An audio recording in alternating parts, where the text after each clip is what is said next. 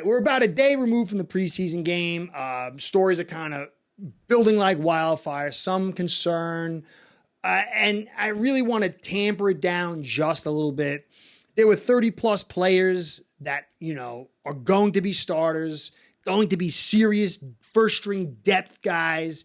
And so the main bulk of these superstars, the talent that we got, wasn't here. And so the team that we're seeing is really just the secondary depth guys and the fringe guys getting their shot. They'll probably get it again, maybe week 3. I don't know how it works. It's all new now. So what we saw is the majority of our depth, with about 4 guys maybe that was expected to maybe be starters, going against pretty much the full depth squad of the Falcons. And so we got to hold back our judgments on everything except for the few key guys that are expected to be either starters or first string depth guys. I think that's where you have to have the most serious judgment.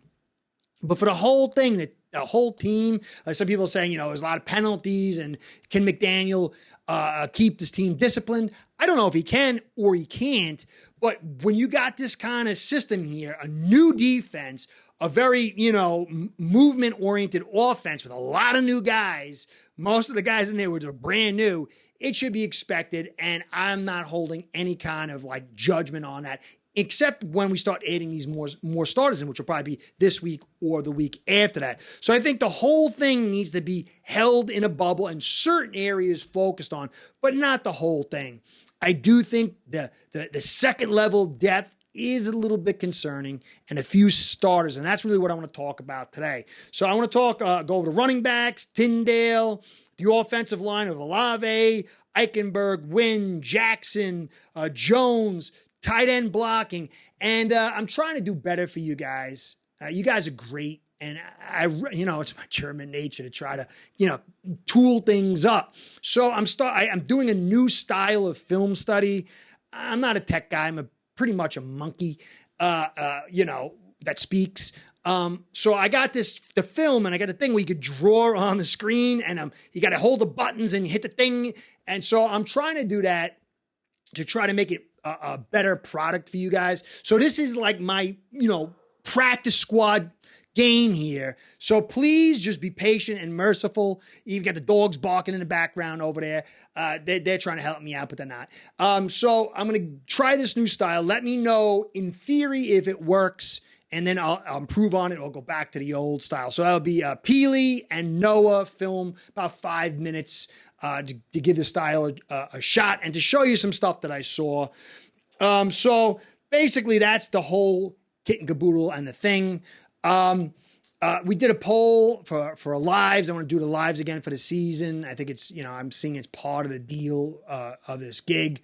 I get nervous around the tech thing, the whole thing, but it's part of the gig, so I got to do it. So the vote was for Friday at 10 p.m. So going forward, starting next week, next Friday at 10 p.m., we'll go through the season.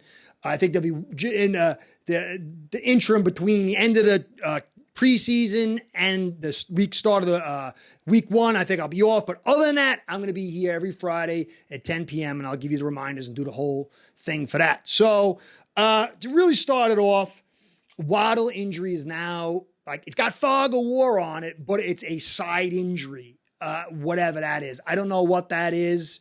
Was it banged muscle or something? So it's not going to keep him out long term, but it kind of sucks. It's going to throw things off a little bit. I don't think it's a big deal unless there's like a 3-4 week linger thing and they're just holding back and not telling what it is.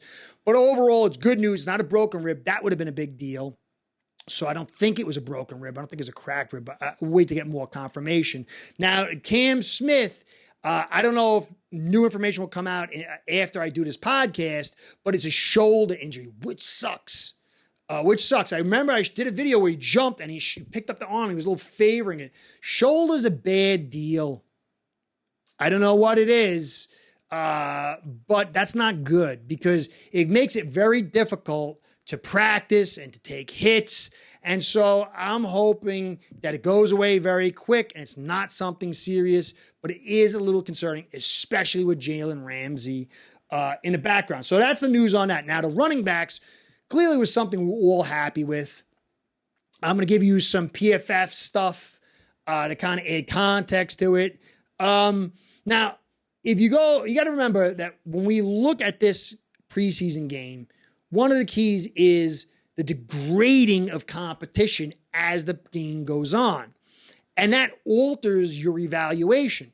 So, for example, even though I'm an old fart at 51, a semi-old fart, because, I'm 200 pounds and, I'm an adult. If I go and play with like the Pee Wee leagues or junior high school, I'm probably going to do really good. And like, oh, who's that running back, man? That guy's going to be good someday. But really, it's not that I am any good. It's just that I am on a higher developmental curve than my opponents.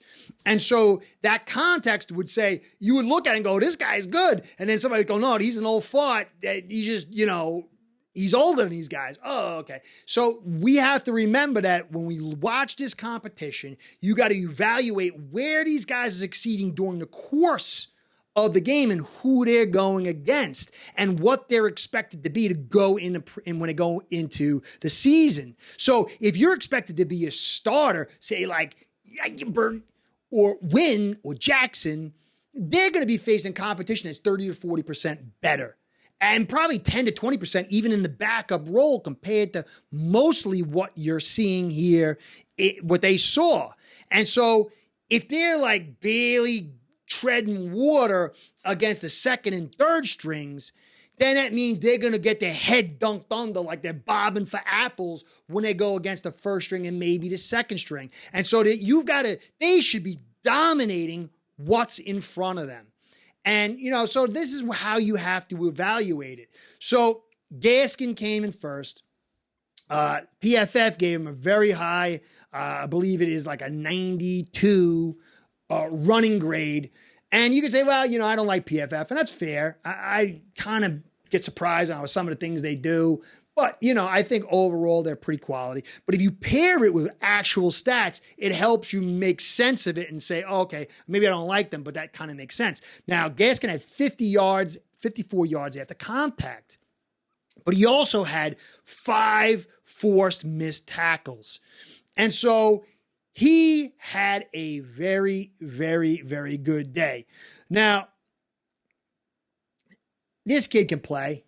I've been saying it for years and doing film on it. It's starting to become a little chic from some now to say that Gaskin can play.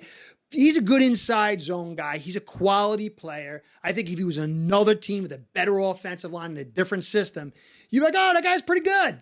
But with us, he's never had an offensive line, and now he's not really in a system that suits him. And so he pops and be like, oh, he's pretty good. And then when the season comes and everything breaks down, they're like, oh, he's not so good. He's a good player for us. I hope we keep him, but I'm not sure. I think so. It depends. I think if we got Cook, we let him go. Ahmed, he's a decent player, but it's more about speed with him. And I think his reading ability, pass blocking ability, and catching ability is not so hot. So I don't know. I think it's going to come down to Gaskin or Ahmed. Brooks had a good game too as well. He had one missed tackle, 7 yards after contact, but his lacks shiftiness. I think he's a guy you could stash on the practice squad. Now, A-Chain, we were all pretty high for him. We all liked what we saw. They gave him a 58.2, which is below average.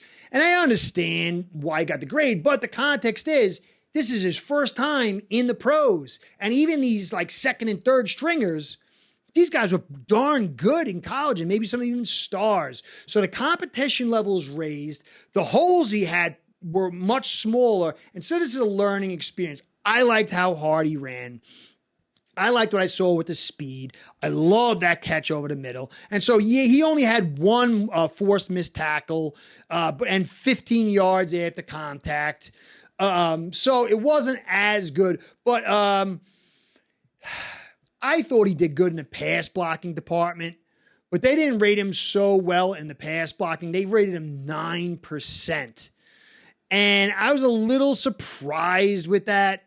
Now, I saw the one where he came in and cut the guy's legs when he was a free blitzer because something went wrong, and I like that. But there must have been 3 others where he really, really struggled. So I'm going to go back and look at them, but I wanted to add that context because I was pretty high on his pass blocking. There's been reports about him being high on pass blocking, but that's a terrible pass blocking grade. So I'm going to have to, cut through the film and try to get that part out because that's, to me, is critical.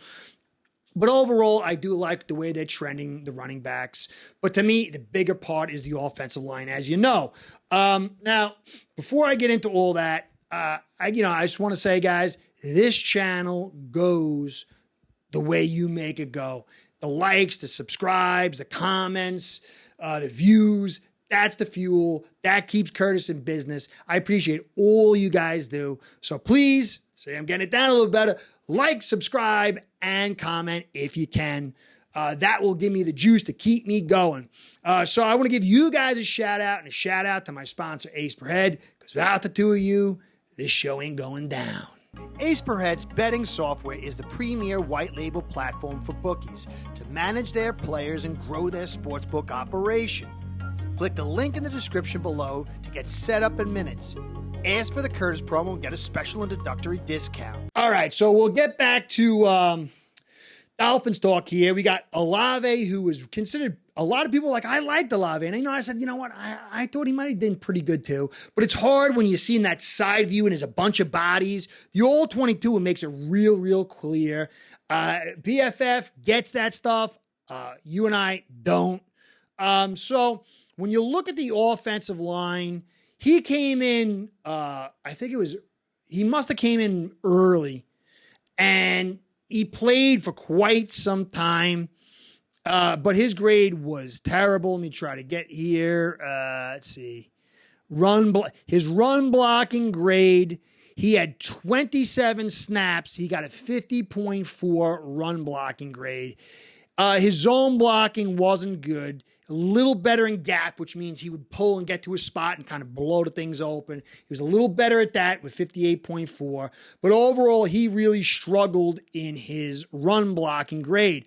But it was the 39 reps in pass blocking that they gave him a 25.9 pass blocking grade, which, I was like, whoa, I didn't think it was that bad. But they graded him having 6 pressures, 3 hurries, 2 hits, and a sack, which really, it makes it say, well, this guy really had trouble. And the problem was his true pass set, where it was like on him, was 9%. So it was a very terrible game. And I think he's going to have to improve dramatically to make this team and not be a practice squad player. Now, as far as the rest of the offense, Olave is a guy on a fringe. He was an undrafted free agent, and this is what's to be expected. But you got Eichenberg, who we spent a 2nd and 3rd round pick, his 3rd year as a starter. We got Wynn, who's a former 1st round draft pick, who's been in the league 4 or 5 years. And you got Jackson, who's the 18th overall pick, and he's in his 4th year. They were going against the low-tier 2nd and 3rd and 4th string guys. And when you look at what they did, their pass blocking grade wasn't bad. Isaiah Wynn, 81.6, didn't let up any pressures. Eichenberg, 9 pass blocks, 79.4. Austin Jackson, 9 for 76.7. None of them let up any pressures. But when you go back and look and see, a lot of those passes were play action passes, and a lot of the protection was given them through scheme to help them out. It kind of offsets it a little bit. I mean, you can't write anything in permanent marker, but what you can write in permanent marker is their run blocking grade. Austin Jackson on 5 run blocks, 36.4 run blocking grade. His zone blocking is what you really want. It was 47.6. Eichenberg, he had 5 run blocks at 55.5 with a 56.5 zone run blocking grade. And then Isaiah Wynn was 17 with 54.7. So he went deeper into this depth chart and still struggled. And that's not what you want to see, considering, especially from him, because it was lower and lower competition and he still didn't generate anything.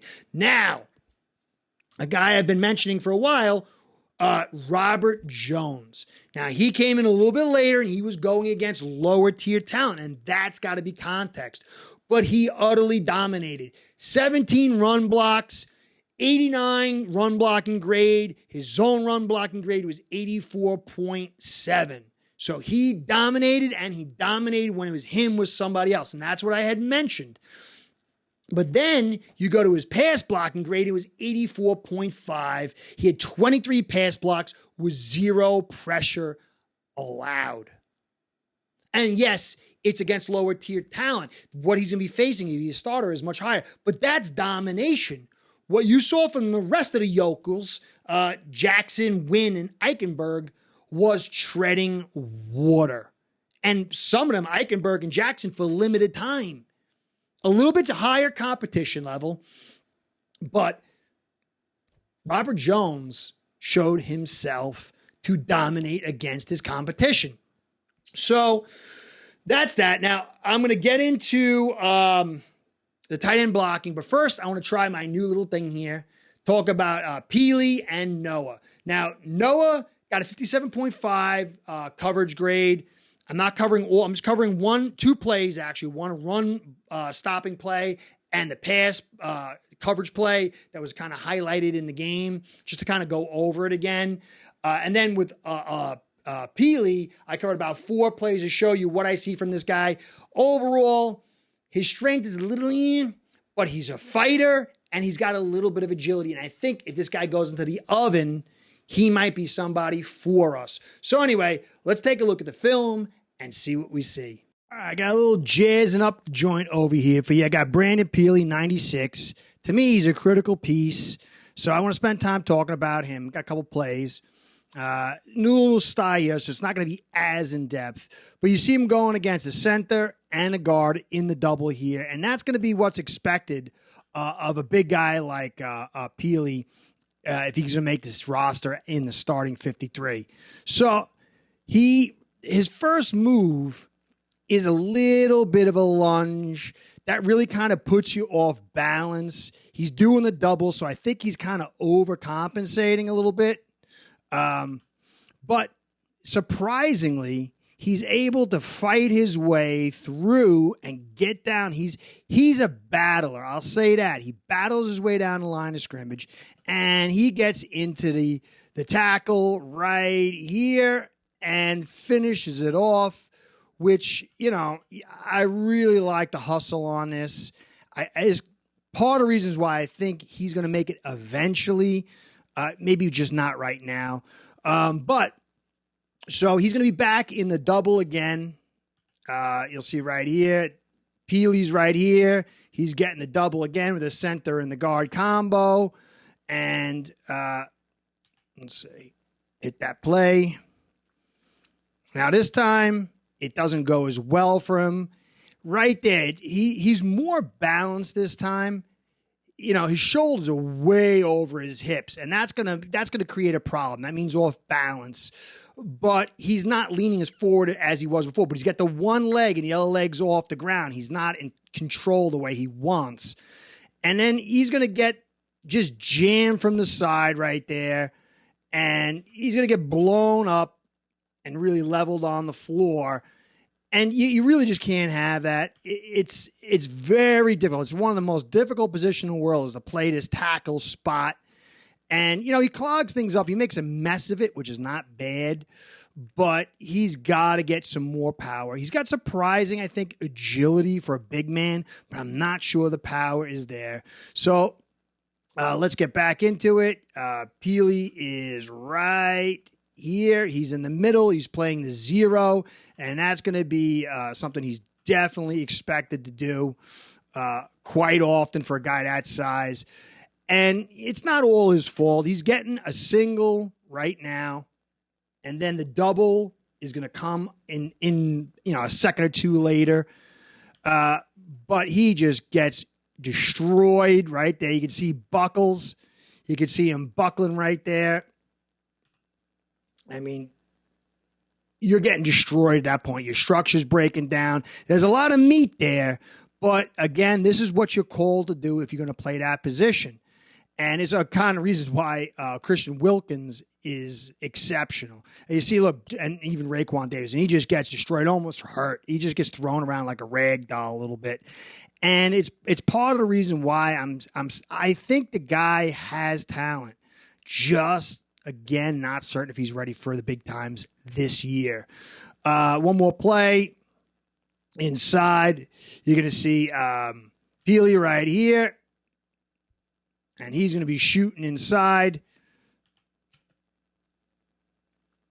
And I like this because he's getting the cut right now. Right now, he's getting cut. They're cutting the legs out on him, which a lot of times you want to do to these big guys. And surprisingly, he fights it off, and he's up again. You can see him right here. I'm going to use this pen a lot because I spent all day trying to practice it. But he couldn't get cut. And that's why I like the agility of this kid. And he gets down the line of scrimmage and makes the tackle. And it's not behind the line of scrimmage. Doesn't make the stop to slow down the first down. But still, it was a nice play. Now, we're going to get into Noah. This is the play that they were talking about where, he's close but no cigar. And you'll see Noah's over here. He's playing, looks like cover 3, I suppose, cover 4. I can always see how it plays out. Got the receiver driving on him. And looks like cover 3. So, anyway, right here is where you get the deal, okay? And I like the way he's being aggressive inside. And he's not playing real passive like he used to. Now, this receiver, if he had taken a sharper route inside along the line of scrimmage, it would have been a much easier pass. But he does what a lot of these receivers that are learning their way, they bend it out. And you always hear your receiver coach saying, don't bend it out. You got to run sharp, crisp routes, and it really helps. Now, this helps out Noah getting on the play, but still nice play. Look, he's right on top of him, and he's in his hip pocket, and it's so close. Now, if this was during the season, he probably would have got it blasted in the midsection, and this thing might not have been completed. But, is preseason, they pull back. But watch here how Noah gets a nice break, really gets a hand on the hip real nice, and look how close that is. That was some nice coverage by the kid. I can't say anything else. That was just nice coverage. Now, it takes a lot more than one play. He had some failings. If you look at the grading he got, it's not so hot, but it's still better than what we've seen of Noah in the past. It's almost good enough to actually make the squad. Anyway, I hope you enjoy my little handy-dandy thing. I'm going to work on getting it down. It takes a little skill, but I'm trying to improve for you guys. So enjoy. Let's get back to the podcast. All right, so I tried there a little bit. There's some stuff I got to work out as far as the look, but let me know what you think. I can go back to the old style if you guys remember, but I just think it's also a little bit more expedient once I get it down, and it's things I can do with the live that I couldn't do in the other format. Anyway, I tried. I'm no John Madden, but anyway, I hope you enjoyed and hope you got something out of it. I'm going to get some more film to you from some of these other key players the next couple of days. Now, the last part I want to get into is the blocking from the tight ends. Now, we didn't see Smythe, but we did see Saubert. And it's Smythe and Saubert are expected to be our starters.